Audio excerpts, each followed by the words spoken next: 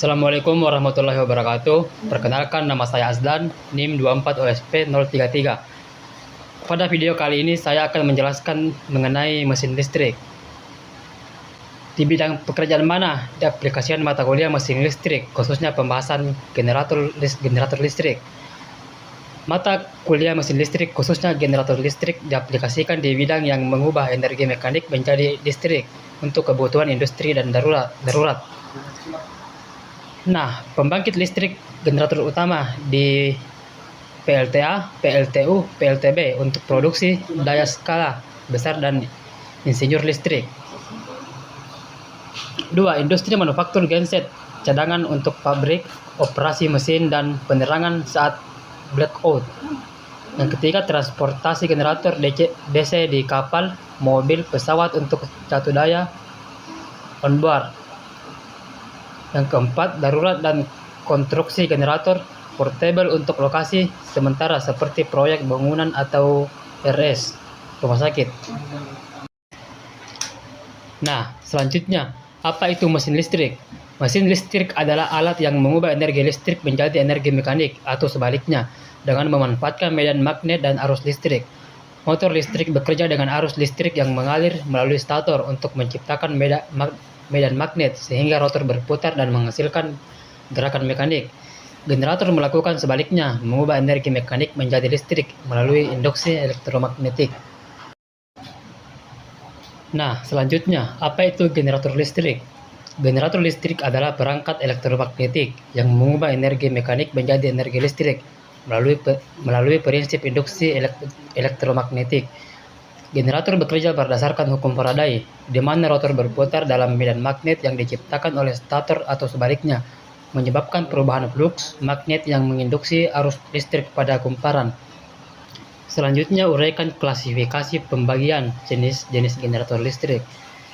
Generator listrik diklasifikasikan berdasarkan beberapa kriteria utama, seperti jenis arus keluaran, sumber penggerak, dan ukuran.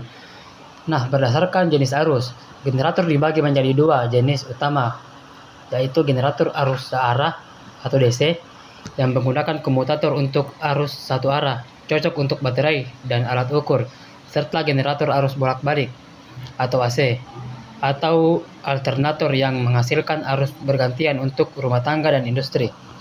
Nah, yang kedua, berdasarkan sumber penggerak. Klasifikasi ini mencangkup generator diesel atau daya besar untuk industri, bensin untuk rumah tangga, gas kapasitas sedang, angin atau turbin angin, air atau PLTA, serta biodiesel atau tenaga surya untuk rumah lingkungan. Nah, yang ketiga, berdasarkan ukuran dan fungsi. Generator portable atau inverter untuk mobilitas tinggi dan alat sensitivitas generator siaga untuk darurat.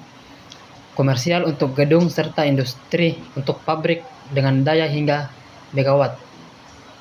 Kemudian, apa itu generator sinkron dan asinkron?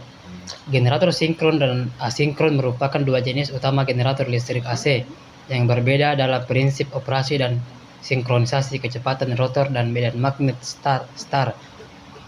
Nah, generator sinkron memiliki kecepatan rotor yang sama persis dengan kecepatan medan magnet berputar pada rotor, sehingga frekuensi keluaran stabil dan dapat disinkronkan dengan jaringan listrik eksternal.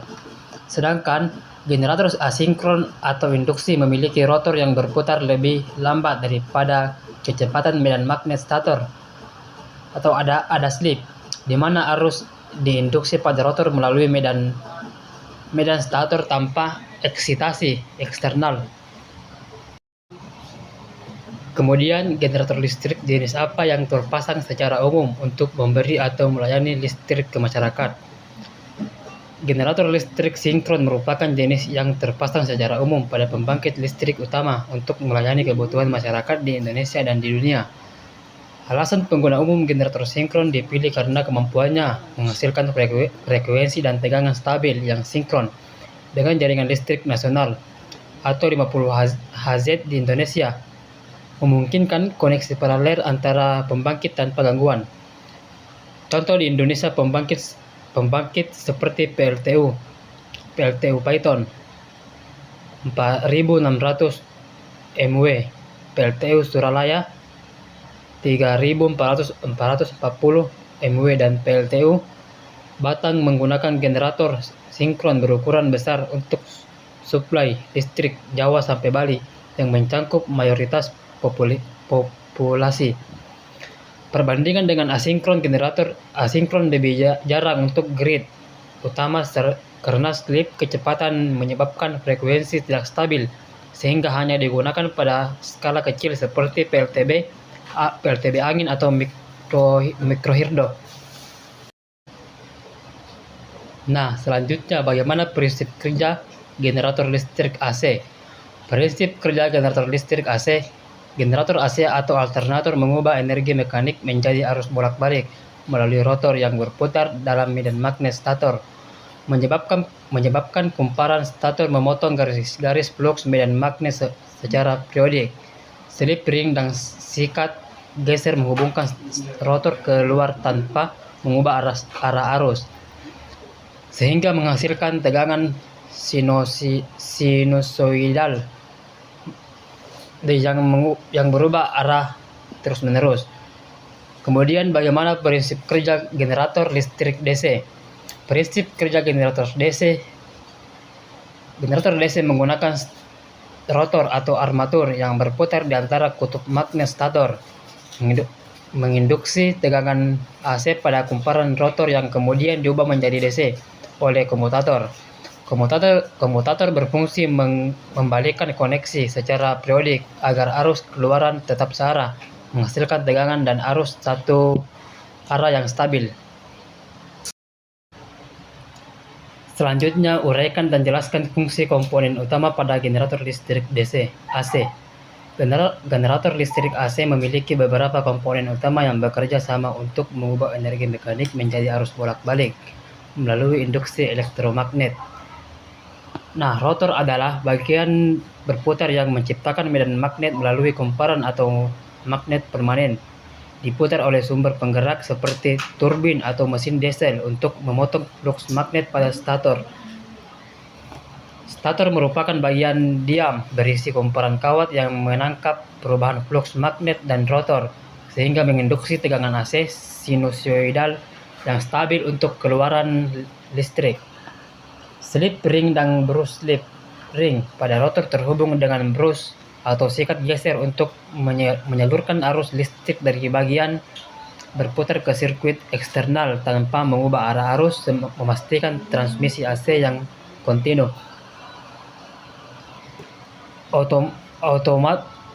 Automatic voltage atau regulator atau AVR mengatur kekuatan medan magnet rotor agar tegangan keluaran tetap stabil meskipun beban atau kecepatan berubah, mencegah flux listrik. Prime mover seperti mesin diesel menyediakan energi mekanik didukung sistem bahan bakar, pelumasan dan pendingin untuk menjaga operasi efisien dan panjang umur. Kemudian, uraikan dan jelaskan fungsi komponen utama pada generator listrik DC.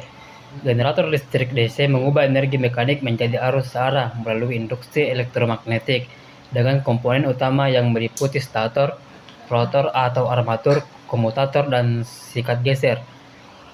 Stator atau field magnet menyediakan medan magnet tetap melalui kutub magnet permanen atau elektromagnet dengan lilitan bidang, menciptakan flux magnetik konstan di mana rotor berputar untuk menginduksi tegangan. Rotor atau armatur inti adalah bagian berputar yang berisi lilitan angker pada inti besi, memotong garis-garis flux magnet stator untuk menghasilkan gaya gerak listrik atau EMF saat berputar, dan prime mover. Komutator berupa segmen lembaga berinsulasi mika yang dipasang pada poros rotor, berfungsi sebagai penyara mekanik dengan membalikkan koneksi lilitan secara periodik agar arus keluaran tetap searah meskipun rotor berputar. Sikat geser dari karbon atau grafik bersentuh dengan komutator untuk menyalurkan arus dari rotor ke sirkuit eksternal memastikan kontak listrik yang stabil tanpa mengubah arah arus.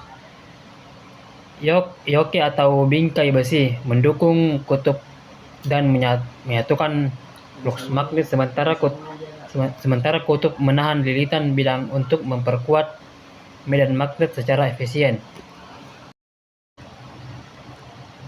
Selanjutnya jelaskan istilah berikut. Eksitasi atau field atau penguatan, kumparan jangkar atau armatur, berus, penguatan sendiri, penguatan medan, dan kumparan terpisah. Nah, eksitasi adalah proses pemberian arus searah atau DC ke kumparan medan magnet untuk menciptakan flux magnetik kuat pada rotor generator sehingga memungkinkan induksi tegangan listrik yang stabil. Kumparan medan magnet lilitan kawat tembaga pada kutub rotor atau stator yang dialiri arus eksitasi DC untuk menghasilkan medan magnet tetap menjadi dasar prinsip induksi elektromagnetik pada generator AC maupun DC. Kumparan jangkar adalah lilitan konduktor pada rotor DC atau stator AC yang memotong flux magnetik dari kumparan medan sehingga menghasilkan gaya gerak listrik atau EMF yang menjadi sumber tegangan keluaran generator. Berus atau sikat geser dari karbon atau grafik bersentuh dengan komutator DC atau slip ring AC untuk menyalurkan arus dari bagian berputar ke sirkuit eksternal, menjaga kontak listrik stabil selama operasi. Penguatan sendiri terjadi ketika generator menggunakan sebagian output tegangan AC-nya sendiri yang diarahkan menjadi DC untuk menyuplai kumparan medan magnet, cocok untuk starter mandiri tanpa sumber eksternal. Nah, penguatan terpisah memiliki sumber DC eksternal independen seperti baterai atau exciter terpisah. Untuk kumparan medan, memberikan kontrol tegangan lebih presisi dan stabil, umum pada generator besar. Kemudian, apa perbedaan generator kutub dalam dan generator kutub luar? Generator kutub dalam dan kutub luar merupakan klasifikasi generator berdasarkan letak dan medan magnet terutama yang mempengaruhi desain rotor dan stator. Generator kutub dalam memiliki medan magnet yang terletak pada bagian berputar atau rotor, di mana kumparan medan atau kutub magnet ditempatkan di rotor untuk menciptakan flux magnet yang memotong kumparan armatur di stator. Desain ini umum pada generator sinkron dengan rotor kutub menonjol atau slant pole, cocok untuk kecepatan medan rendah seperti PLTA karena menghasilkan torsi besar dan flux magnet kuat. Kemudian generator kutub luar menempatkan medan magnet pada bagian dalam atau stator, sementara rotor berisi kumparan armatur yang berputar di dalam flux medan magnet stator. Jenis ini lebih sederhana dan sering digunakan pada generator dengan rotor silindris untuk kecepatan seperti PLTU atau PLTG, meskipun kurang umum untuk generator sinkron besar. Nah, kemudian jawab dan jelaskan hasil analisis output generator berikut. Diketahui output generator E dalam kurung T sama dengan 0,33 kali sin volt atau E sama dengan E dalam kurung alfa sama dengan 0,33 kali sin A volt. Pertanyaannya, hitunglah atau selesaikanlah. A. Gambar grafik cukup satu gelombang. Terdapat pada gambar bagian A di atas, bisa kita lihat. Nah, kemudian bagian B, Vmax. Tegangan maksimum terjadi saat sin A sama dengan 1. Vmax sama dengan 33 kali 1 sama dengan 33 volt. Nah, kemudian bagian C, V dalam kurung A sama dengan 390 derajat sama dengan sin 390 derajat sama dengan sin dalam kurung 390 derajat 360 derajat sama dengan sin 30 derajat sama dengan 0,5. V dalam kurun 3 90 derajat sama dengan 33 kali 0,5 sama dengan 16,5 volt. Nah, untuk bagian D, V dalam kurun T sama dengan 0,216. Rumus sudut A sama dengan 360 derajat kali E kali T. A sama dengan 360 derajat kali 33 kali 0,216 sama dengan 2566,08 derajat. Kemudian dikurangi kelipatan 360 derajat. Berarti 2566,08 derajat dikurang 7 dikali 360 derajat sama dengan 46,08 derajat. Sin 46,08 derajat sama dengan 0,72. Kemudian V dalam kurun T sama dengan 33 dikali 0,72 sama dengan 23,76 volt. Kemudian untuk bagian E, tegangan saat alfa sama dengan 33 derajat. Sin 33 derajat sama dengan 0,545.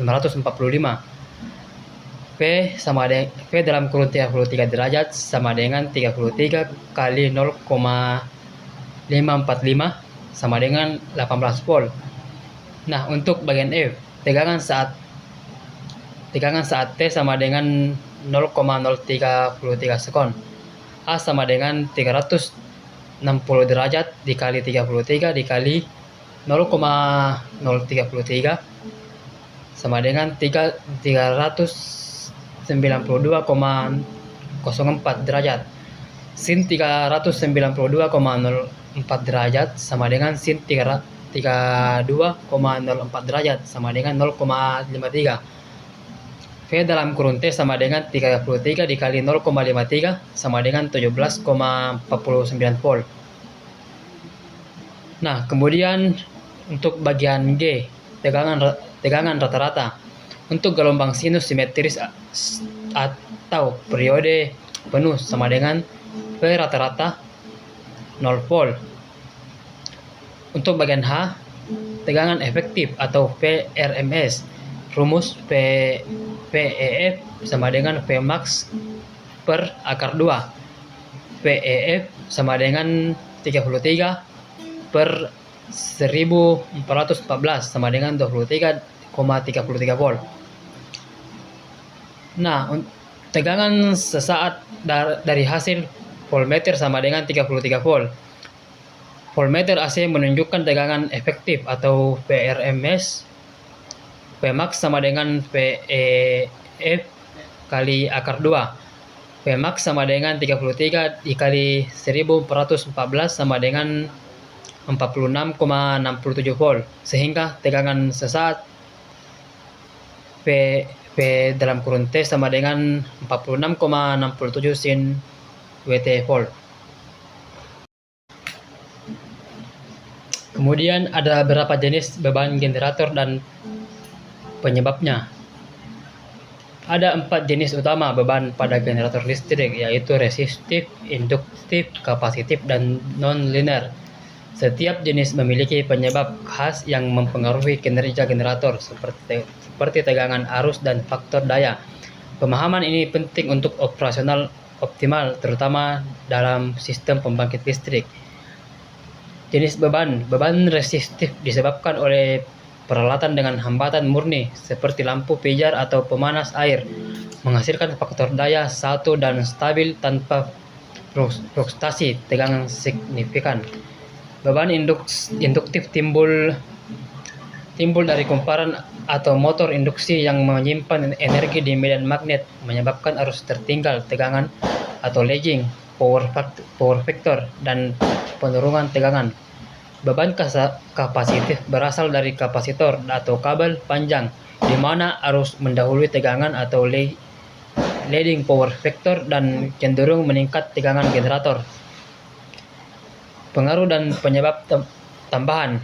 Beban non-linear disebabkan oleh peralatan elektronik seperti komputer atau inverter dengan switching menghasilkan harmonik yang mengganggu kualitas daya dan menyebabkan panas berlebih.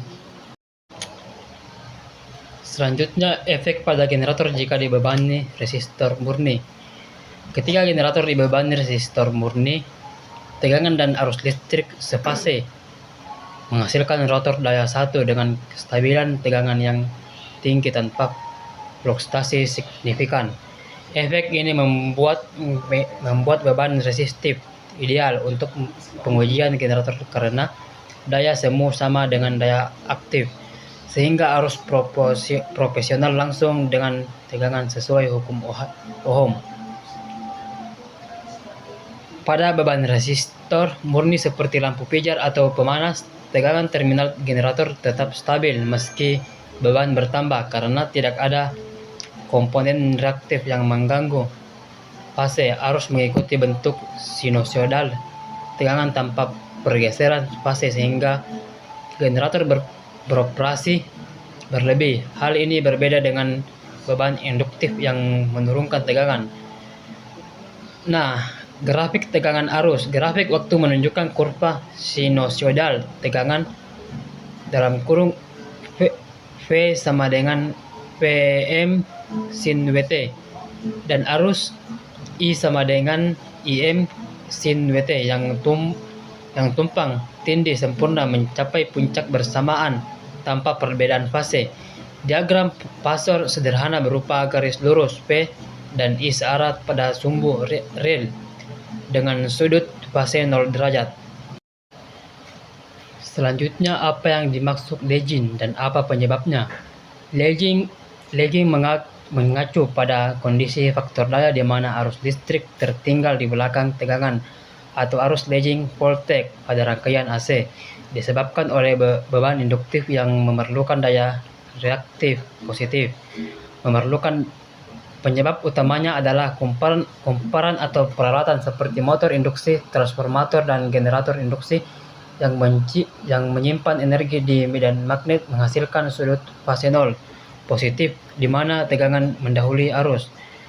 Di dalam beban lagging, faktor daya cos karena adanya pergeseran fase menyebabkan daya semu lebih besar dari daya aktif sehingga sistem kurang efisien dengan kerugian daya reaktif tinggi. Hari ini umum pada sistem tenaga listrik industri dengan motor besar. Grafik tegangan arus. Pada grafik waktu, kurva sinusoidal tegangan mencapai puncak lebih dulu sementara arus tertinggal sebesar sudut. 4. Diagram Pasor menunjukkan faktor tegangan horizontal. Faktor arus I di bawah sumbu rel membentuk sudut O. Lagging dengan daya reaktif Q mengarah vertikal positif. Selanjutnya, apa yang dimaksud lagging dan apa penyebabnya?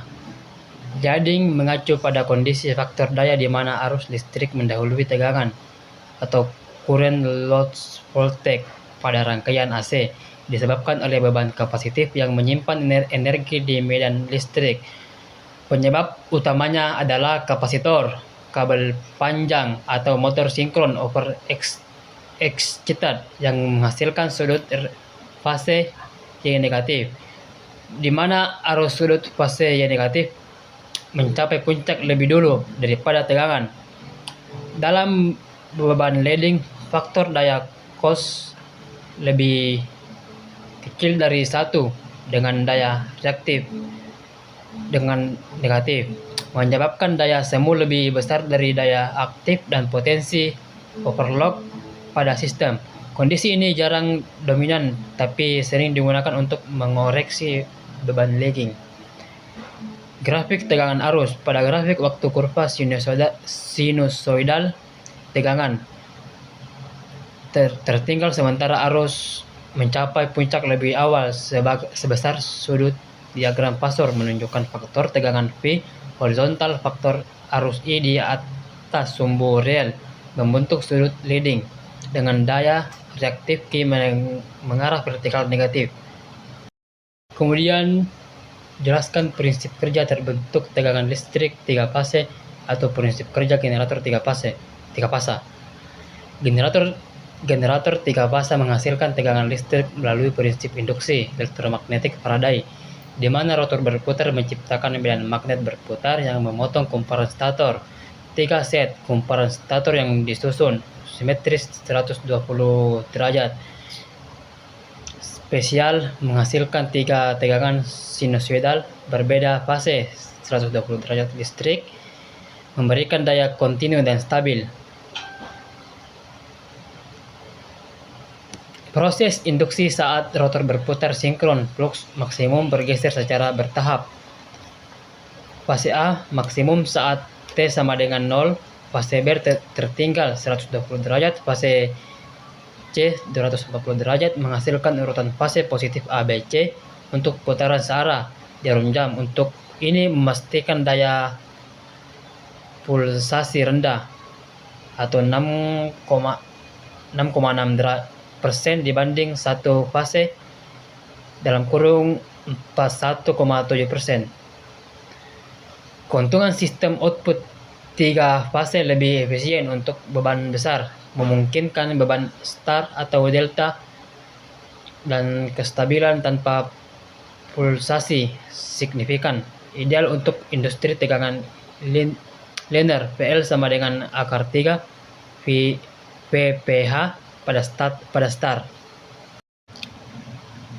Bagaimana caranya agar sistem listrik yang kondisi lagging dapat berubah menjadi sefasa? Nah, sistem listrik lagging di mana arus tertinggal tegangan karena beban induktif dapat diubah menjadi sefasa dengan menambahkan kapasitor bind secara paralel untuk menyediakan daya reaktif yang dibutuhkan beban. Kapasitor menghasilkan arus leading yang mengopsansi arus lagging sehingga faktor arus total searah dengan tegangan. Metode ini termasuk menggunakan motor sinkron overexcited untuk peralatan statis seperti statcom.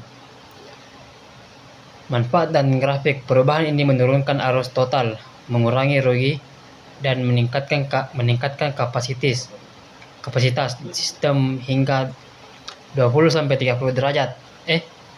20-30%. Grafik pasar sebelumnya vektor I lagging membentuk sudut 0 di bawah sumbu P. Sesudahnya I total sejajar P sama dengan 0 derajat. Daya semu S sama dengan P. Aplikasi praktis gunakan pada industri dengan motor besar. Ukuran PF meter untuk verifikasi, hindari resonansi dengan filter jika ada harmonik. Kemudian jawab dan jelaskan berapa nilai VR, PS, dan VT saat A sama dengan 90 derajat. VR sama dengan 0,33 dikali sin A volt. PS sama dengan 0,33 dikali sin alfa minus 120 derajat volt. VT sama dengan 0,33 dikali sin alfa minus 240 derajat volt. Langkah pertama, substitusikan nilai A. Pertama kita substitusikan nilai alfa sama dengan 90 derajat ke dalam rumus yang diberikan untuk setiap tegangan, yaitu VR sama dengan 0,33 dikali sin alfa volt. PS sama dengan 0,33 dikali sin dalam kurung A kurang 120 derajat volt. Dan VT sama dengan 0,033 dikali sin dalam kurung alfa kurang 240 volt. Nah, langkah kedua, perhitungan VR. Hitung nilai VR dengan sin 90 derajat sama dengan 1. PR sama dengan 33 dikali sin 90 derajat sama dengan 33 dikali 1 sama dengan 33 volt. Nah, langkah ketiga, perhitungan Vs.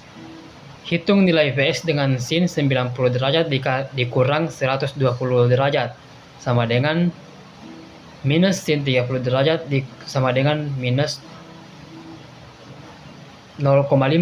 Vs sama dengan 33 kali sin 90 derajat dikurang 120 derajat sama dengan 33 dikali sin dalam kurung minus 30 derajat sama dengan 33 dikali minus 0,5 sama dengan minus 16,5 volt. Nah, langkah keempat, perhitungan PT.